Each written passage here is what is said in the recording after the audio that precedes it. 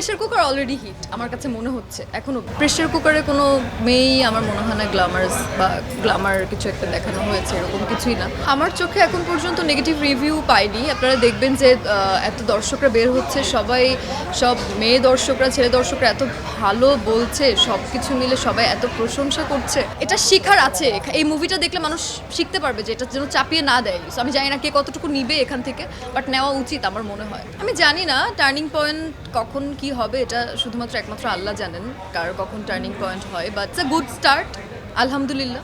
আমি ভালো টিমের সাথে কাজ করে অনেক কিছু শিখেছি, এটা আমার জন্য অনেক বড় পাওয়া। চেষ্টা করবো ভালো গল্পে ভালো কাজ করার, মানুষকে অ্যাক্টিংয়ের জায়গা থাকবে এরকম গল্পে কাজ করতে চাই, ভালো কাজ দিতে চাই মানুষকে। প্রেসার কুকার অলরেডি হিট আমার কাছে মনে হচ্ছে এখনো, যেহেতু আমার ফার্স্ট এক্সপিরিয়েন্স আমি খুব একটা বলতে পারছি না আপনি হিটটা কিভাবে বুঝাচ্ছেন। প্রেসার কুকার এখন পর্যন্ত হাউসফুল যাচ্ছে, প্রেসার কুকারের এত ভালো গুড রেসপন্স, সবাই এত অ্যাক্টিংয়ের প্রশংসা করছে, বিশেষ করে তুষি আপুর অ্যাক্টিংয়ের প্রশংসা তো দারুণভাবে হচ্ছে। তুষি আপু did great, I love her, I really love her. So সব কিছু মিলে কিন্তু অনেক ভালো প্রশংসা, সবাই প্রশংসিত হচ্ছে। প্রেসার কুকার আমার মনে হয় অলরেডি মোটামুটি হিটই তো। প্রেসার কুকারে কোনো মেয়েই আমার মনে হয় না গ্ল্যামারাস বা গ্ল্যামার কিছু একটা দেখানো হয়েছে এরকম কিছুই না। যেহেতু বললাম এটা একটা রিয়েলিস্টিক গল্প, এটা আসলে ভুল কথা। আমি ছোট মানুষ, বাট তারপরও আমার একটা জিনিস মনে হয় যে সিনেমা তখনই হিট হয় যখন এই সিনেমার পিছনে পুরো টিমটার একটা বড় পরিশ্রম থাকে বা একটা গল্পটা অনেক বেশি স্ট্রং হয়। ইট ডাজন্ট ম্যাটার যে ফিল্মে কে অ্যাক্ট করছে বা নতুন নাকি পুরাতন।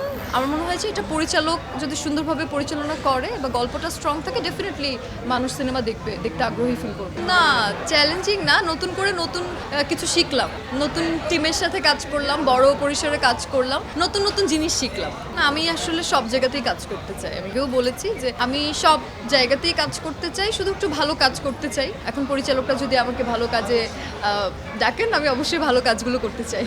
আমার চোখে এখন পর্যন্ত নেগেটিভ রিভিউ পাইনি। আপনারা দেখবেন যে এত দর্শকরা বের হচ্ছে, সব মেয়ে দর্শকরা ছেলে দর্শকরা এত ভালো বলছে, সব কিছু মিলে সবাই এত প্রশংসা করছে। নেগেটিভ দেখেন, সব কিছুর মধ্যে আপনি যত ভালো কিছুই করেন না কেন, মানুষ আপনাকে নিয়ে যদি 90% ভালো বলে, 10% কেউ না কেউ খারাপ এসে বলবেই। এটা হলো যে সমাজের একটা রীতি নাকি নীতি, আমি জানি না, এটা আমি ছোটোবেলা থেকে দেখেছি। সব ভালোর মধ্যে কিছু একটা খারাপ বলতে হবে। সো কেউ যদি 1% খারাপ বলেও থাকে, এটা আসলে আমার মনে হয় না কোনো ইম্পর্টেন্ট কিছু বা ধরতে হবে। অবশ্যই যৌক্তিক না হলে তো আসলে ডিরেক্টর করতেন না। বাট আমি আসলে যাচাই করার কেউ না, আমি অনেক ছোট মানুষ, আমি শুরু করেছি, আমাকে প্লিজ যাচাই বাছাইয়ের প্রশ্ন আমাকে করবেন না।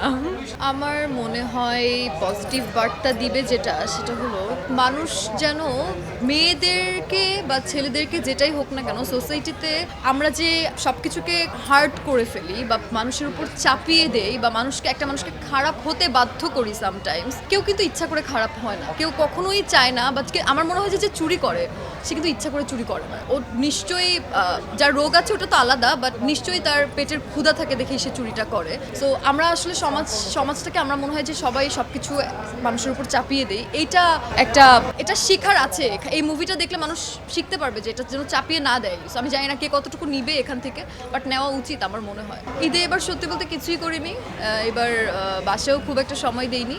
এবার সিনেমা হলেই ঘুরছি, সিনেমা দেখছি, মানুষের রিয়াকশন দেখছি, আপনাদের সাথে এই যে আলাপ করছি, এভাবেই দিন কাটছে, বাসায় যেয়ে ঘুমিয়ে যাচ্ছি।